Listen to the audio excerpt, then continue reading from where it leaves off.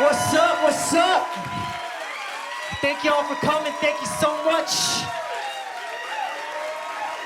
Thank you so much, everyone. Crazy time in our country right now. Crazy times.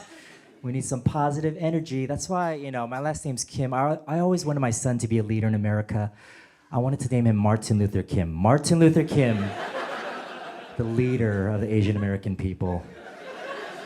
Well, my wife always said, that's so much pressure. Why do you want to do that to him? So our second choice was Abraham Lin Kim. Abraham Lin Kim will free and emancipate Asian men from our stereotypes. It's not about size, it's about surprise, everybody. There are showers and there are growers. Asian men are growers. We start small and surprise. That's how we do it. That's Asian men. Why do you want to do that? Abraham Lin Kim? That's so much pressure. So we don't want to put pressure on him. We decided to name him Lion. He's the Lion Kim. There's no pressure at all to rule the jungles of America as the Lion Kim. I was thinking, I'm always right. Like it's a lot of pressure to be Martin Luther Kim. It's cute if he was young, but as he gets older, he's so annoying. He's at work and he's like, hey guys, last night I had a dream. Everyone's like, always Martin. No, really, I had a dream. Always have a dream, Martin. It's always about you. We all have dreams, Martin. So I searched on Facebook, Martin Luther Kim, and there's one dude at the University of Buffalo who really exists, and all his Facebook posts are in Korean, so he's probably like an international student. So I had to send him a message. I sent it to him this week. I was like, Martin Luther Kim, I really respect your name, bro. I have a dream that the media will stop putting Asian men at the bottom. For American women, it won't be white, black, Latino, vibrator, Asian guy right here. I have a dream that for American women, it will stop being white, black, Latino, vibrator, other woman, solitaire, minesweeper, cooking, cleaning, changing a flat tire, Pinterest, Asian guy right there. Because Asian guys, we're making G's at last. G's at last! And Steve Harvey, you can kiss my ass. That's what I'm talking about.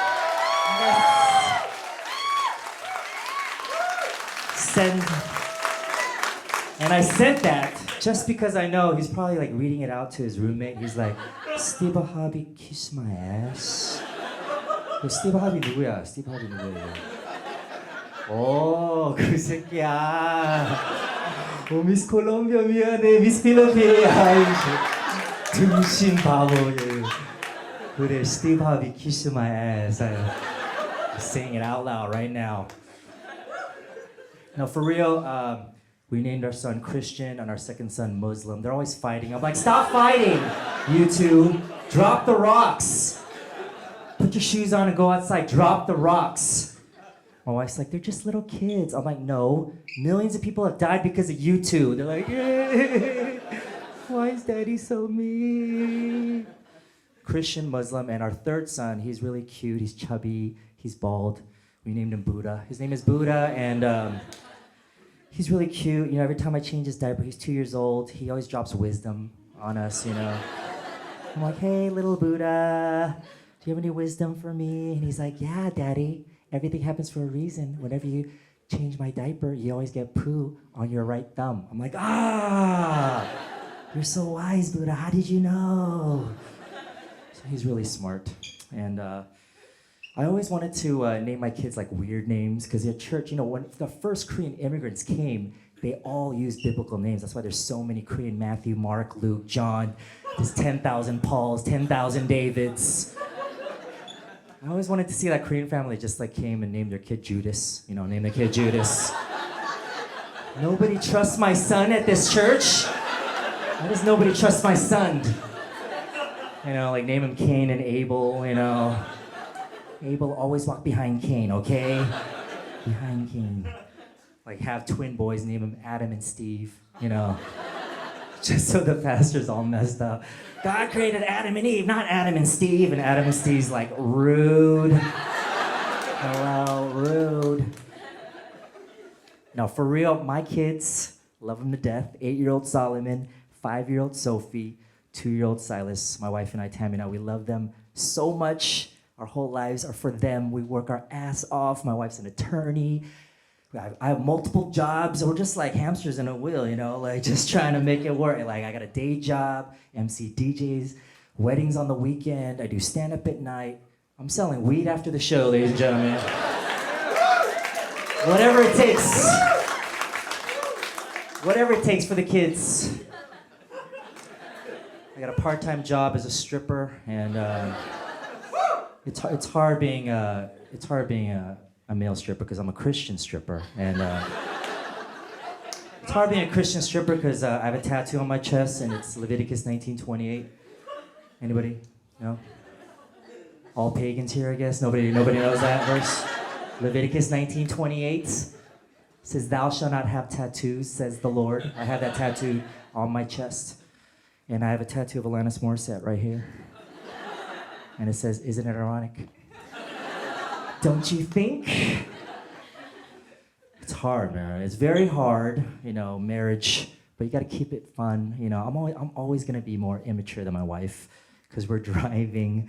And like we see this one restaurant, like once a year, these high school kids or someone, they keep taking the letter G off of Black Angus, and it says Black Anus Steakhouse. And I laugh my ass off. And she's like, "You're so immature. You think that's funny?" I'm like, "That's hilarious." Because you know the owner's like, "Are you serious again? How many times?" And he probably has this big storage room full of big ass letter G's, you know. "We are not Black Anus. I'll do it myself." In marriage, you know, it exposes all your weaknesses. I was thinking, what if like a month later in our closet, my wife like uncovers a blanket, she finds all these big letter G's. "Babe, it was you? What is wrong with you?" "I always find your G-spot, now you found mine." Oh, shit. You gotta keep things fun and lively, all right? Because once you have kids, the sex disappears, all right? All my married friends with kids, you understand, like, you have to schedule sex. Do you know how sad that is? Before kids, we were like rabbits, you know, like everywhere. Now we're just like, you know, in the morning we make breakfast, you know, to drop them off, go to work, come back, and make dinner, and then homework, bath time. At the end of the day, we're just watching TV. Friday? Okay, Friday. Maybe. It's so bad that, like, you know, we have to do Donald Duck sex. You know what Donald Duck sex is? You know, when our baby is on the bed, he's sleeping, and both of you just have your shirts on, but nothing underneath on the bottom. Don't act like we're the only ones that have Donald Duck sex in this house. Some of you had Donald Duck sex this week. The baby's sleeping. Come on, hurry. So one time we're doing it, and then my son Silas wakes up, jumps on my back, grabs my shirt and starts riding me like we're at Saddle Ranch. And she's fucking us both off. She's like, "Get off!" And I'm trying to pretend like I'm getting off, but I'm trying to finish. I'm like, "Silas, high five here. We're in the same team." I gotta get mine. Donald Duck sex. It's hard, man, with marriage, you know. But who's having sex tonight? How about that? Who's having sex tonight? Make some noise. Who's having? Very repressed crowd here. Very repressed crowd. I like how some couples, one member clapped and the other one was like, "What?" Tonight is Netflix night, not chill night. Netflix night. Every time I'm at the Laugh Factory, world famous Laugh Factory in Hollywood, some of you guys have come through. Thank you for coming through. Yes. Shout out to the Laugh Factory. It's my favorite comedy club. Whenever I'm like, "Hey, you know, who's having sex tonight?" You know, there's always the one who doesn't want to have sex. They reach for their drink. They go, "What?" Whenever people are awkward, they always reach for their drink. One time this comedian was like, "What's up with the porn? How come every scene ends with a guy finishing on a girl's face?" And these three girls grab their beer at the same time. They're like, straight up beer cocky. You know. How does he know? Suspicious. Like every time we have 2 Asian comedians in a row over there, people get all weird. Like you'd have like white, black, Latino comedians in a row, whatever. Every time there's 2 Asian comedians in a row, everybody grabs their drink. They're like, what? Honey, is this Asian night? Did you check the website? I only go to comedy club once a year. You brought me to Asian night? I'm all pissed off, man. Everybody always grabs their drink. Don't be awkward. All right, don't be awkward. Let's be loose, have a good time. Laughter's medicine. At the Laugh Factory, like after the show, at least once a year, a tourist asks me, "Hey, what kind of Asian are you?" And I go, "Oh, I'm North Korean." I go, "I'm Korean," and then they ask, "Are you North Korean or South Korean?" And they always ask in this suspicious way, "Are you North Korean or South Korean?" I'm like, you just saw me do a set in English. I just did a whole comedy set in English. I always have to explain to them, you know, like in a friendly way, okay, like it's a dictatorship over there. You can't escape North Korea. There's 2 million Korean Americans here from South Korea. There's less than a few North Korean refugees that have escaped and come here. If you escape into China, they capture you, they take you back. They will torture you. Sometimes they execute you. I was thinking, what would it take for someone to escape North Korea, somehow find an iPod with Rosetta Stone in English, learn English, try to lose the accent, come here, and become a stand-up comedian. He'd be one of the most ambitious comedians ever. Right? He would be way funnier than me. Guys, I don't care about food or clothing. I write joke every day. Focus on HBO special or die. Funny or die.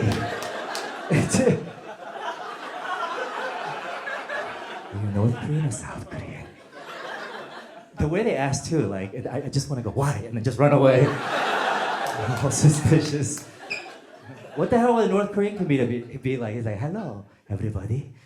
Anybody have food today? I had food 2 days in a row. It's crazy, it's amazing. It's a serious situation. That's why I'm trying to raise awareness for what's going on there. I'm trying to raise awareness. So I got a tattoo. I only have 1 tattoo. I like meaningful tattoos that raise awareness. That's why I really respect women that raise awareness for butterflies. They put a butterfly above their ass. Because butterflies are becoming extinct. These women are raising awareness for butterflies. And then every year the butterfly wings get bigger and bigger and bigger. And when they're 70, the butterfly becomes a hawk. And the hawk flies away. These women liberate hawks. That's their cause. Find your cause, everyone. My cause is I have a tattoo of North and South Korea on my ass divided by my crack. And when I use the restroom, I feel the pain of a divided country. And when I go to sleep, the countries unite every night. That's my cause. Another thing I've noticed is in every group, you know, your group of friends, everyone has different laughs. You know, like there's that one guy with a machine gun laugh. He's like, there's the grenade laugher. You know, it's always a few seconds later after the joke, he goes, ta! Ta! Ta! There's the inside laughers. These people always come to a show and they don't make any noise. They just... Inside laughers are like inside sneezers. You know, these girls their whole life, they go, okay, what the hell was that? Like your eyeball popped out of your face. Like, it's a sneeze, let it out. It's a laugh. Laugh. Inside laughers. There's touchy laughers. They always need reassurance of the person next to them.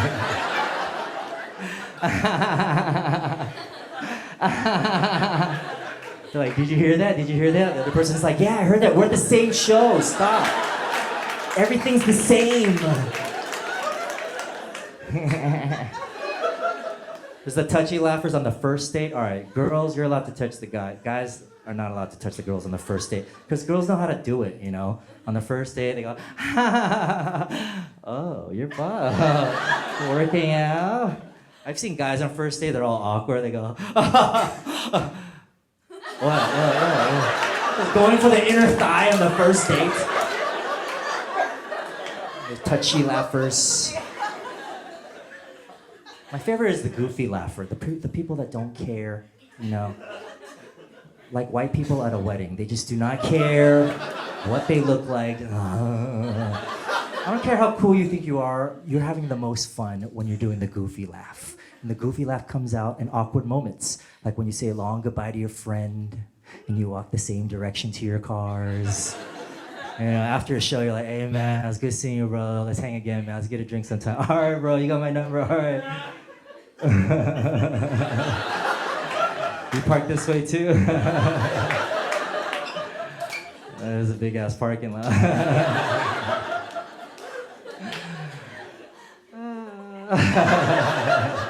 And you park right next to each other, right? You're like, good seeing you, bro. All right, take care, man. You pull up to the red light, he's there too. You go to the gas station, he's there too. What the hell, man? Let's laugh goofy, all right? Because we're all here for a reason, right? Everything happens for a reason.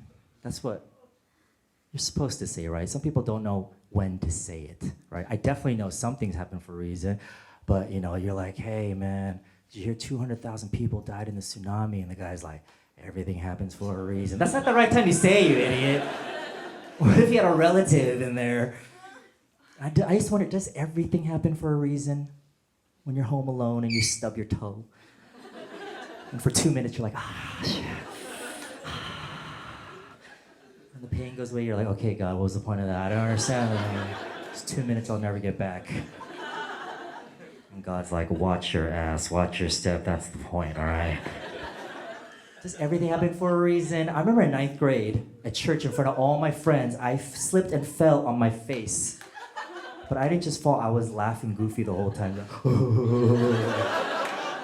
Some of my friends from church, they remember that. I knocked out my front 2 teeth. These are fake, which is all good until when we were 21, I went with my friends to my first rave EDM club. All my other teeth were glowing except for these 2 teeth right here. It was a Halloween party. I looked like an Asian jack-o'-lantern. Tried ecstasy, and when the ecstasy hit, I was like, damn, everything happens for a reason! What is this? My friends are like, dude, close your mouth, dude. You look crazy right now, you're embarrassing us. That happened just so I could tell that joke to you guys tonight. I'm the last of 5. I have 2 older brothers, 2 older sisters. They're all 2 years apart, and I'm the 5th. I'm 10 years apart from my next brother. I'm an accident, all right? I was not planned. It was 2, 2, 2, 10 right here. And so, you know, when I was a kid, I asked my dad, he was a pastor, I was like, Appa, am I an accident? He said, there are no accidents in God's kingdom. Only regret, only regret. Children cost so much money. My mom was like, you're not accident. Condom broke. You're a bonus. You are a bonus. So whatever pain we're going through in life, sometimes there's a benefit from that. I just remember always feeling insecure growing up because as a kid, I was the skinniest kid. They call me chopsticks, Indiana bones, chicken legs. I was so body shy and insecure, you know, like I couldn't gain weight. My metabolism was like on fire. Like if I farted, I lost a pound. I could not. I was just the skinniest kid, got bullied. I heard all the skinny jokes. Like, what's this? It's you falling out of a tree. When you turn sideways, you disappear. That's why I hated it. You know, when you play basketball in elementary school, the guys know, like, you play skins and shirts. Like, one team takes off their shirts and the other team doesn't. And sometimes the girls come watch. And it's always the buff guy on your team takes off his shirt. All right, we're skins. I'm like, no, Jason, no. Why are we skins? Jenna is here. He's like, whatever, take off your shirt. Your nipples can touch each other. I'm like, damn it. I hate being skinny. So skinny, man. And I play basketball with white guys. If you guys know, when we play basketball with white guys, you call each other by last names only. Casey, Grogan, Hobart. I thought you're supposed to do this. So the first time I played with my Korean friends at church, I was like, Kim, Park. They're like, dude, we're all Kim, bro. We're all Parks. Shut up, dude. Like, I'm not even on your team. PK. I'm like, oh, I don't know. I played with white guys. And they call me defensive specialist. You know why? Because I sucked at basketball. Right? Defensive specialist means you suck. It means you got no offense. Go play defense. That's not a compliment, all right? That's like a nice term. They're trying to be nice. That's like when your friend goes on a blind date and when he comes back, you're like, hey man, was she hot? And then he goes, she's nice. She's a nice person. You guys know what that is. Defensive specialist, all right? She's unattractive, all right? When I say that, people go, why do you say that? There are no ugly people in this world. Really? All right. Beauty is in the eye of the beholder, but what if there's only one person in the whole world that thinks you're beautiful and they die, all right? That would make you ugly according to definition, all right? So everyone be nice to your mom. She's the only one that thinks you're beautiful, all right? Genuinely. I remember always feeling a little left out, you know, because as an Asian kid, we didn't have very many role models, like especially on the court. You know, white kids, they got Larry Bird. Black kids, they got Michael Jordan, Magic Johnson. The only person I saw on TV was this guy named Long Duck Dong from 16 Candles, and Pat Morita, Mr. Miyagi from Karate Kid, who was like, wax on, wax off. That's not useful in the basketball court, you know, like, that's why I sucked, you know? That's why when Yao Ming came, he was huge for Asians, literally. He was huge, but you know, he wasn't very relatable. Yao Ming's a good guy, he's a nice guy, he's a diplomat, but he was 7'6". He walked like a tree from Lord of the Rings, just, He would pick up other little players, just shop with them. You can't relate to, how many Asians here know a 7-foot Asian guy? He's your friend, no? So when Jeremy Lin came on the scene, we're like, what? This guy right here, 6'3", went to Harvard, not on a basketball scholarship, by merit. You know those people that are against affirmative action? They're like, because it's supposed to be by merit. And then a lot of Asians score higher and get a better GPA, and they still discriminate against us. They say, oh, you guys are born smart. Anytime someone says you're born smart, you should say, I smell some bullshit right now. Because they think we just come out of the womb. Calculus is so easy. I love this stuff. This guy's gonna try to copy me. I'm gonna do the wrong answer on purpose. Idiot. They think we just pop out of a vagina. Chinese checkers is so easy. I never let go of the marble, ever. We do a concept called studying, bitches. Studying? How about that? How about that standard? That needs to be the standard, not we need guns in schools to protect us from grizzly bears. What the hell is going on right now? I was one of the only Asians in my elementary school. Like, finally, there were like 3 that came, and then they split us like one in each class. They thought we were gonna collaborate or something. All right, when we play handball, only friendships, okay? Friendships. I was one of the only Asians, so all my friends would ask me questions all the time. Do you eat rice every day? Are you gonna eat your pet dog? Can I blindfold you with dental floss? Do Asian parents name their kids by throwing spoons against the wall? Ching chong, ching chong. I heard all that. You know, some of you guys heard that. But you know, you can't get that mad because all kids are the same. If it was Korea and there was 1,000 elementary school kids and there happened to be one new white kid, there'd be a group of mean kids going, look. Around that. Come on, he's around that. Do you eat bread every day? With jelly and jam? Why?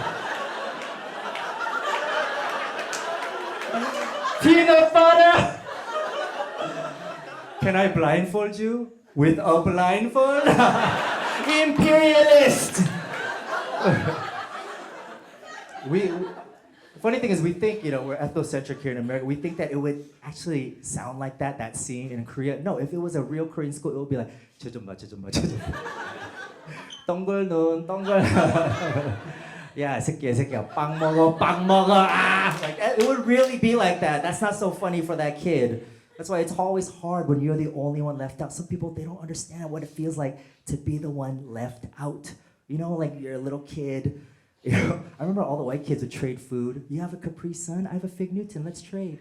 It's hard to trade food when you're the only one with kimchi, spam, squid, octopus, and seaweed, and there's tentacles sticking out of your lunch. Your friends are picking up snails off the ground. Would you eat this? I'll trade you this. Even trade snail for your octopus. I'm like, shut up, I like snail, okay? It's so yummy. Fear factor is nothing for us.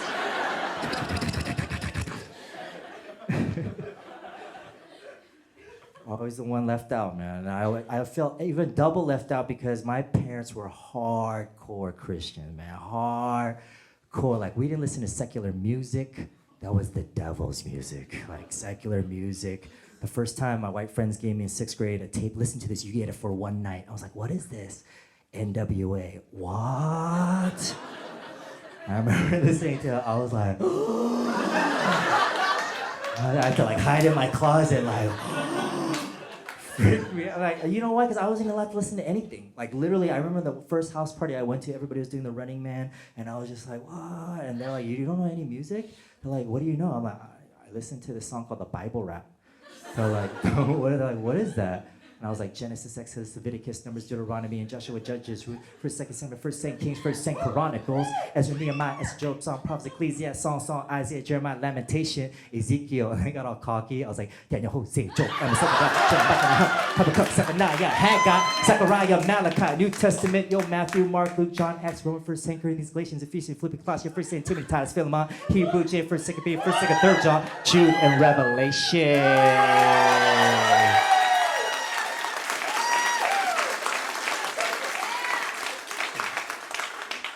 All the kids are like,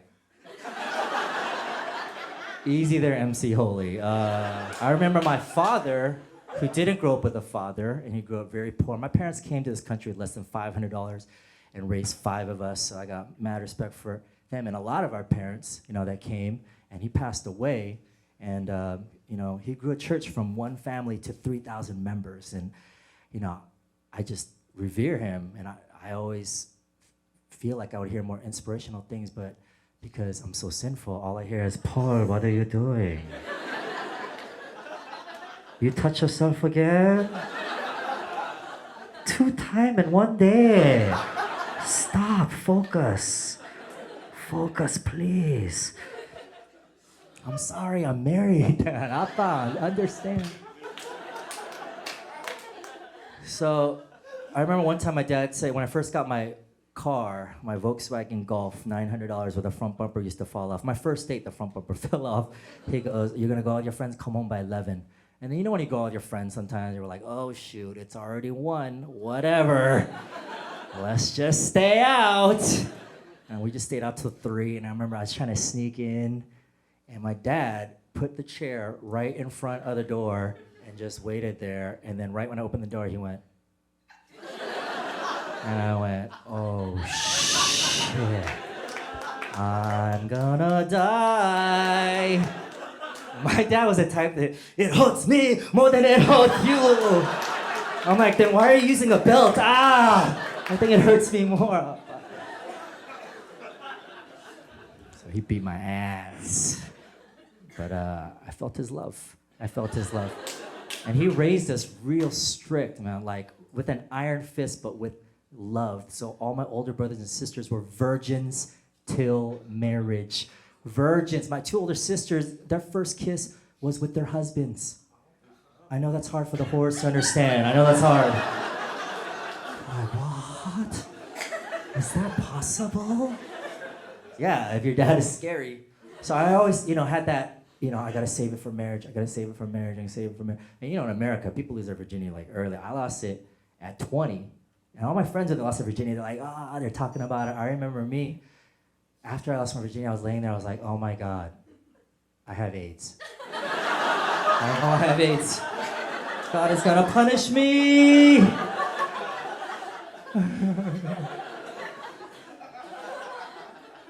But all guys know, man, once you lose your virginity, it just changes you, man. it changes you. And I remember our church, there's that term, make like a Korean church and split. Like, we went through that split. All the elders at our church fought each other. They didn't just fight, they did that ajashi kick fight. The police came. I remember they were fighting, and like above them was this sign that said, "Love is patient, love is kind." And I literally was like, what happened to our church?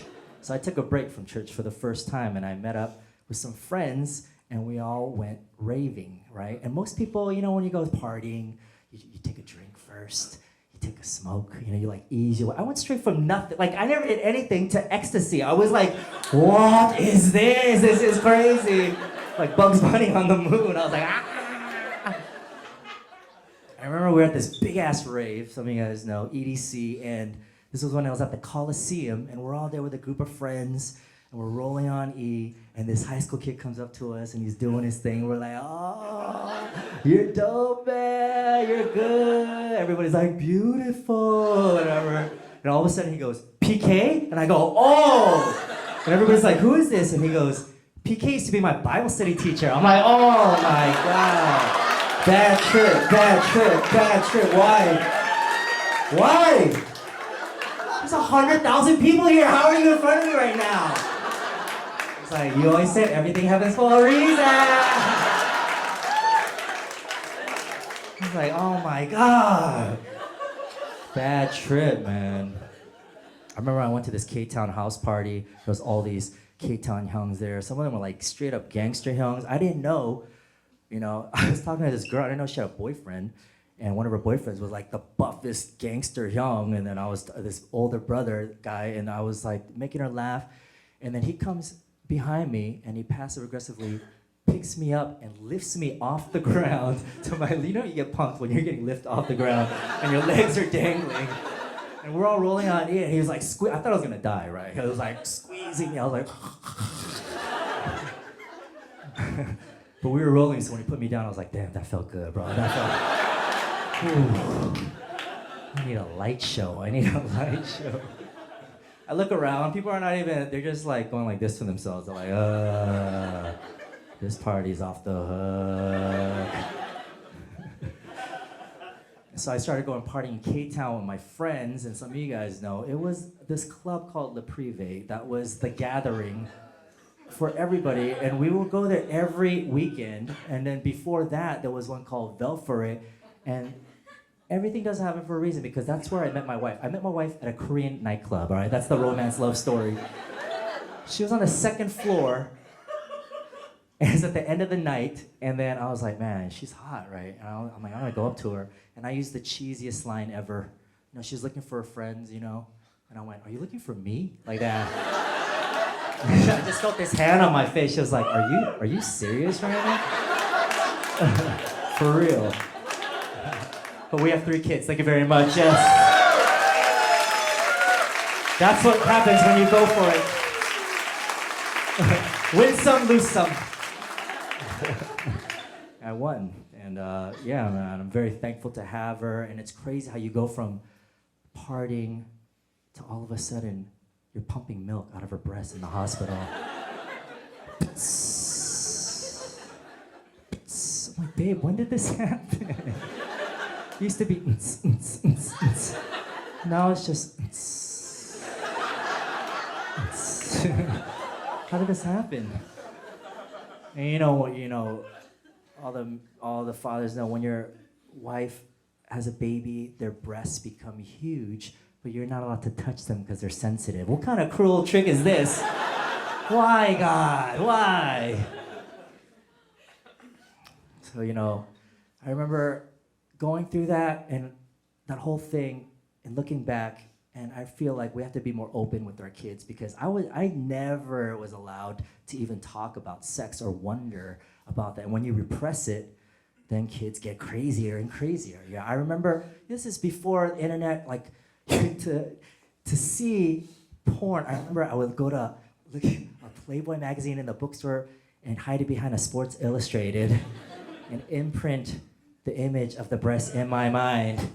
So when I went home and masturbated, I just thought about the nipple, okay? I remember that nipple. I kind of remember what that looks like. Or when you come home on like a Saturday night and there's Cinemax, you remember like Skinemax, sometimes the squiggly lines would clear up. You're like, oh, okay, there's a nipple, hurry, hurry. I remember my friend in K-Town, he said when his parents were working, the first time he saw, they lived on one of the top floors in an apartment, and we went out to the balcony, and then where the trash bin was, lodged in between the fence and the wall, there was a porn there. So being the genius that he was, being innovative, he took binoculars. And every day after school, he would masturbate with binoculars. Until one day, his mom was in the alley and came, and he was like, oh my God, Mom. So yeah, we need to be more open and talk about these things. Because otherwise, kids hide it, And then I remember growing up at church, it was so repressed. We had this one pastor, he was like, everybody close your eyes. Raise your hand if you masturbate. We're like, what? We're in 7th grade, we're like, is this in the Bible right now? Are you gonna raise your hand? I don't know. So I hated, those leaders that, if prayer is supposed to be real, they didn't keep it real. They would preach judgment through their prayers. Father God, please forgive those who came late to service today because their church clothes are the same as their clubbing clothes, oh Lord. From last night, please forgive those who still have a stamp on their hand from last night. There's one among us who still has a glow stick in his pocket. Please forgive those who are flip-flops to the house of God. Only you were flip-flops, Lord Jesus. I mean, dang, that was the most judgmental prayer ever. I always wish a high school kid or college kid went in front of everybody and just kept it real. If God knows everything, and he just kept it real. Just, Lord, they wrap Playboy magazines with plastic now, but with the internet, the only security question they ask you is, are you 18? Who is clicking no on this, Lord? This is the worst U.S. security measure in history. Are there any honest 17-year-olds in front of their computer saying, one more year? Just one more year till honest porn, Lord. When I look at porn, I need to look at it with integrity. So dumb. Are you 18? One time I clicked no, and a naked girl popped out. She went, are you sure? Are you sure, buddy? Every time I clicked no, she kept slapping her ass. I was like, no. No.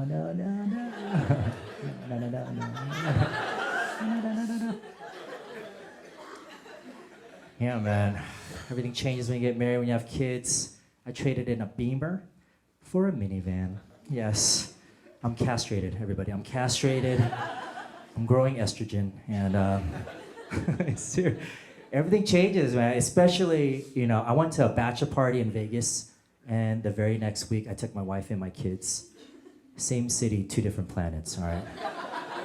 Bachelor party was crazy. Bachelor party, married men are like unleashed animals at bachelor party. Like from space, it looks like Lord of the Flies, like Kill Piggy Strip Club, let's go.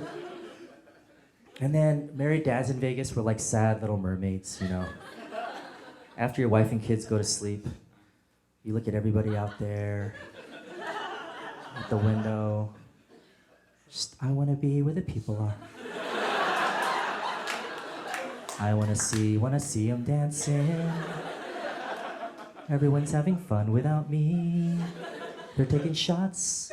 They're smoking weed. And doing, what's that drug again? O-E. Right there, I picked up my son for no reason. I was like, Kenya! Your name is Lion Kim.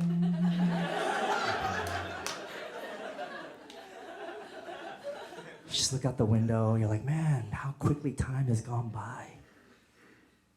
And then my daughter woke up, she's like, Daddy, let it go. You're not single anymore. I'm like, all right, Sophie, go to sleep. Those girls didn't want you anyway. I'm like, all right, Sophie, go to sleep. Yeah, man. When you go to the bachelor party, though, it reminds you of oh yeah, what it was like to be single, Because I still have single friends, and you're just guys are dogs, man. You're just constantly, you're allowed when you're single, you stare, but when you're married, you're a creep, right? There's looking and there's staring, right? There's looking and there's staring, right? Men, we're allowed to appreciate beauty. Once you stare, you're making porn movies in your mind. And sometimes she catches you and you're like, okay. But men, we're like oscillating fans. We always come back, right? She catches you again. Oh. You're only allowed 2 times, all right? Anything more than 2, you're a freaking pervert.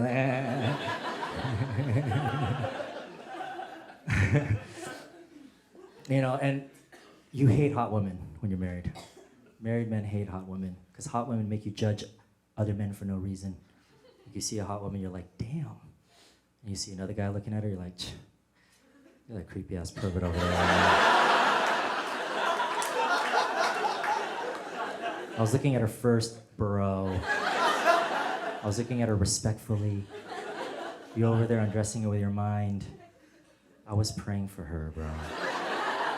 Lord, please protect this beautiful creation of yours from this creepy ass man right here. I know you're not supposed to say ass in prayer, but he has rapey ass eyes. Protect your creation. Guys too, man, like when you're in Vegas, like the girls like hot from the back. Like we always like try to like check out the front. Like that's like, it's like in our biological nature. And the guy who's closest always reports back to his boys. There's always that guy, he doesn't know how to be like nonchalant. He's always like, oh hell no. You're like, they can hear you, dick. You don't be such an ass. Yeah. Butterface, butterface, butterface. The problem with like men, we don't have very many expressions. We make the same expression when we smell something bad and we see a hot girl, you know. We smell something bad, we're like, we see a hot girl, we're like, it's like the same thing, that's all we got. Even if we're driving, like, and we're in traffic and we see like girls that look hot from the back, we're like, let me make a lane change right here. Let me check this out right here. Except when your girl's next to you, then you're like, all right, not today, not today. Listen to her stories, cut my losses. Even if she's sleeping, don't look, guys, don't, because girls are like Jean Grey from X-Men, you know? Like if you check out the hot girl, she'll be like, I saw that. And I will store it for a future argument. Yes. Anytime you're walking behind a group of girls and like one of them has like a nice booty. One time we saw this Asian girl with like a Nicki Minaj booty. We're like, what? Who is this unicorn right here? We're like, oh, she's half black. She's half black. Anytime you see a girl with a nice butt, there's always one guy in the group that he's like, you don't know what I would do with that ass, man. Really, what would you do, bro? What would you do? You don't even know what I would do with that ass, man.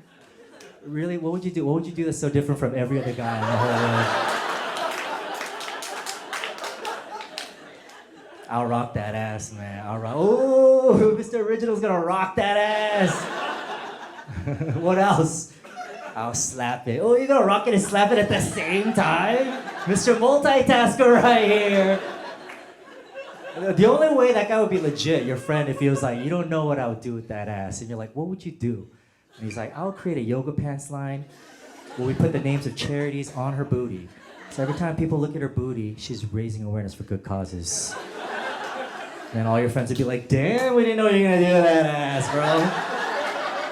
Freaking genius right here. Man, we love looking, man. We love looking. That's why, like, women, they try to control us, you know? I hate that, right? You know what you're doing, ladies. And you're like, you know, you're trying to be professional sometimes, and they want you to look. You're like, oh, don't look. Your eyes are rolling back like The Exorcist. Don't look. Even if you glance for 1 second, like if you look down, they always do that. Buy me a drink. You got to be careful, especially with kids, because they always catch you. You know, they copy everything you do. My wife went grocery shopping. She comes back. My son is running around the house going, damn it, damn it, damn it. I'm like, hey, what are you saying, buddy? And then she goes, who taught you that? He goes, Daddy. Daddy taught you that? What else did Daddy teach you? No cookies? Daddy said no cookies? No cookies and private browsing. I'm like, hey, when did I say that? I did not say that. You didn't say it, you did it, Daddy, you did it.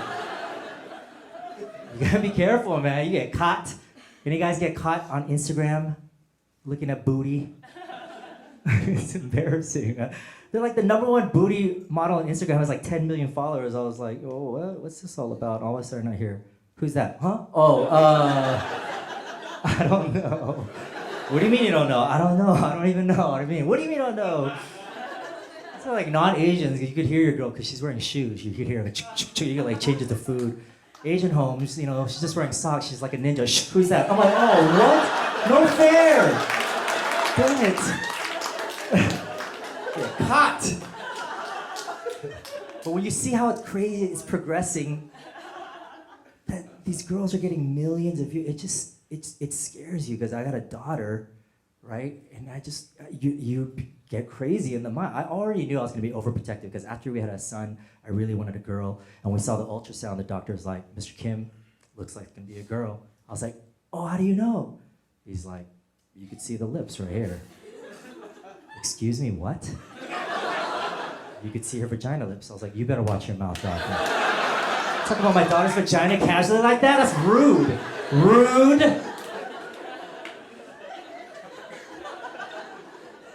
You know, like, thinking about like how crazy things are progressing, you know, and my daughter's really cute. She's really feminine. She dresses herself. She's a little fashionista. It's gonna be really hard for her to find true love, you know? Because ugly girls can find true love better than pretty girls. You know why? Because guys are dogs, right? Guys are dogs. When you see a good guy with a hot girl, you're like, he just wants to get in her pants, man. When you see a good guy with an ugly girl, you're like, damn, he really loves her, man. There's nothing superficial about that right there.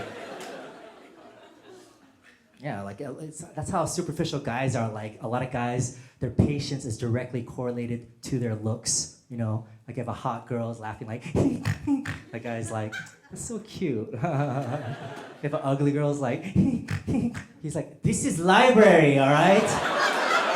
Shh. And women, man, women love a man with money. It's hard for a rich guy to know if a girl really loves him for him. That's why I love it that I met my wife when I was broke. You know what I'm saying? Like, it's really hard. Women love money. Money is like makeup for men. If you're an ugly guy, you just rub it all over your body. Girls would be like, he's so hot. He looks so good in green. Girls, we know your game, all right? You know, if a poor guy keeps calling you, you're like, I don't know, he keeps stalking me. I don't know, if a rich guy's calling you, you're telling your friend, he's so persistent. He's so persistent at taking me out for sushi. I gotta give him a chance. He's so persistent. That's why, you know, people are so jealous of people with money these days. People are haters. People are so happy when there's two broke people getting married. You know, they're so happy. Those are the parties that are off the hook. I've MC DJ'd over 500 weddings. Some people that spend so much money, nobody's partying. But I've done weddings where it's just a little dinky, a little restaurant. People are just partying their ass off. I did this one wedding in the 626, true story, seafood restaurant. Me and my DJ are here with 4 speakers. We're doing a reception. They put a divider that doesn't go to the ceiling and another reception right here next to us. With an MC and no music. He's MCing, and like prairie dogs, all these people are looking over at while we're doing our wedding right here, a divider on here, and a baby birthday going on right here. In the back, regular customers, they didn't even close the restaurant. Regular customers are eating and watching. I'm like, you're not gonna shut the restaurant down for this? There's 2 weddings and a baby birthday, and there's regular customers in the back eating. And then as the night went on, there's all these girls in miniskirts. They keep going upstairs. Like, I asked the waiter, what's going on? They're like, oh, there's a karaoke upstairs. I'm like, are you serious? What is happening here? But that party was off the hook. Everybody partied their ass off. I've done so many different types of weddings. I've seen it all. I've seen the drunk best man speech. You know, this one guy was so drunk, he was like, hey, I thought you were gay, but I guess not. Cheers. You know, we did this one Korean wedding, you know, with a maid of honor. She cried so much. You know, maid of honors, they usually cry. This one maid of honor, she was just like, you were always there for me. And then she paused for like 30 seconds. She was like, and then this grumpy Korean married man goes, "Come on! We're hungry!" And everybody was like, everybody was thinking, yeah, we agree. I've done so many weddings, man. And I have a lot of Asian pride. You know, I have a lot of Asian pride. Who cares if our stationery doesn't make any sense, all right? For the non-Asians, if you see stationery at the top, it says, "You and me, sunshine is like fire in your eyes. When you come near, I climb a mountain. When you go away, I eat strawberries." That's ours, right? Be proud. I'm very proud of being Asian, except there are so many weddings, like every ethnic group, they party harder, especially Koreans. Koreans were the most self-conscious people. Koreans, we only dance if the room is pitch dark. The room has to be completely dark. You unplug every uplight. And then everybody has to take shots for 30 minutes. And then there's a bunch of red faces in the dark. And then if someone turns on the light, everybody runs back to their seat. No, it's too bright. We're like bugs at weddings, right? Why are we so self-conscious? And we're very passive-aggressive. You know, we're polite passive-aggressive. If there's one last piece of food, and you're with a group of people, we keep cutting it in half, and in half, and half, and half, until there's one little piece left. And finally someone takes it and everybody's like, selfish, man. That fool always takes the last piece, man. We're taught to offer to pay aggressively. You remember, you know, your parents, I'll pay. My mom used to like, but I'll pay. So the first time you go with a friend that's not raised like that, and you go to a nice dinner, he's finishing a story, they drop the check, you know, he's talking, and then finally he stops and you're like, "Hey, I got this." He's like, "Thanks." Like, all right. Thought there was gonna be at least one counter offer. Selfish. We're very passive, polite, passive-aggressive people, and very self-conscious, you know. I've hosted 80 collaborations. It's this collaboration talent show across the country that many of you have attended. Thank you.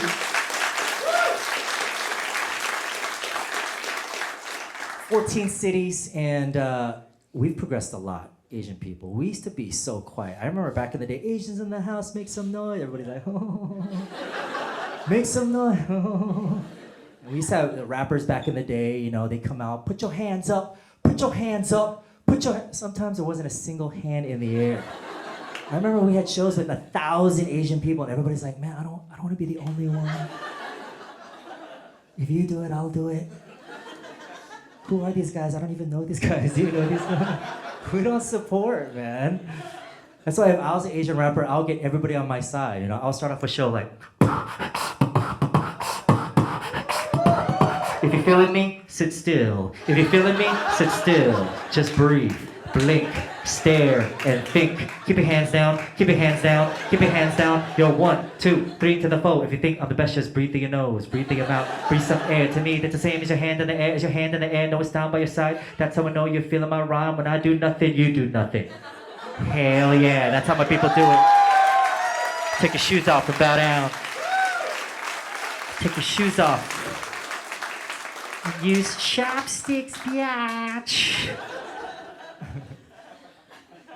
I always hate it when like you get texts from people, but the personality doesn't match their text. You know that friend who's always like, "Hey, I'll be there!" Exclamation points, "See you!" Sometimes they use 2 exclamation points, "See you there!" That's what it looks like to me. "See you there!" Some people use like so many exclamation points, like, "Yeah, on my way, yeah." But then when you see them, you're like, "Hey, what's up?" And they're like, "Hey, what's up, man?" You're the one using all the exclamation points, bro. And I feel like that is like a symptom of where we are right now with social media. It's just crazy, right? Because we're all feeding into everybody else is happier than I am. And you start getting jealous. And a lot of the times, the pictures are bullshit. Like, you can have a group of friends, you just been hanging out. Nobody's really doing anything, and they go, hey, let's take a group photo. And they take a photo, and then when everybody sees it, like, damn, how come I wasn't invited? They weren't doing anything. They were just sitting there before the photo, picking their ass.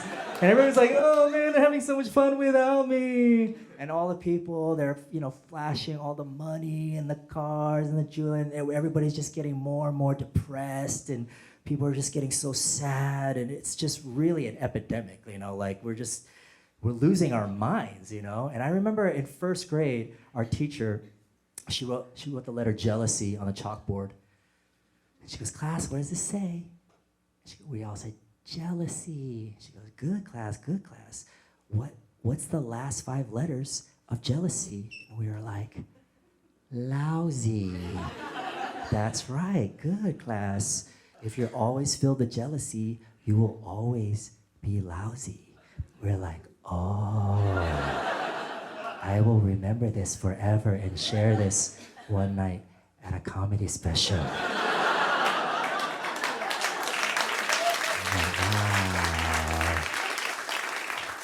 And I've always remembered that. And as I get older now, I'm 40, I realize I'm starting to become the jealous cat.